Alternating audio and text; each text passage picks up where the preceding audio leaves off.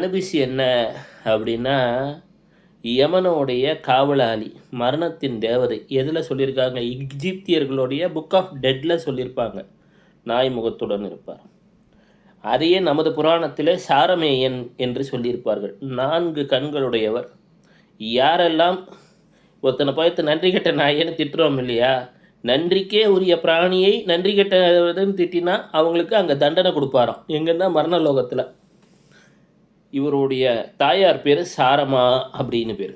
இந்த சாரமாக்கு என்ன சிறப்புன்னா, ஒரு காலகட்டத்திலே அசுரர்கள் இயற்கையை மறைத்து விட்டார்களாம். இயற்கையை மறைத்து விட்டு செயற்கையை உருவாக்கி விட்டார்கள். இப்போ கூட விஞ்ஞானத்தில் எதை தான் சொல்கிறோம், செயற்கையாக உருவாக்குறாங்கன்ட்டு. அது மாதிரி உடனே இந்த சாரமான்ற நாய்க்குட்டி தான் காட்டி கொடுத்துடுச்சு. இந்த பெண் நாய் தான். இப்போ கூட நாய்க்குட்டிகளுக்கு ஒரு காய்கறியை பார்த்தா அது இயற்கை காய்கறியா இல்லை செயற்கையான்னு சொல்ல தெரியும். உடனே அசுரர்கள் அதற்கு லஞ்சம் கொடுக்க முற்பட்டார்களாம். உனக்கு மனிதனை போல் ஒரு பேசுகிற சக்தியெல்லாம் உருவாக்கி கொடுத்துட்றோம் எல்லான்னு. உடனே சொல்லிவிட்டதாம் சாரமா, நன்றி தான் எனது குணம், மக்கள் நலமுடன் இருக்க வேண்டும். உடனே அதுக்கு இந்திரனுடைய சபையிலே உறுப்பினர் ஆக்கிட்டாங்க.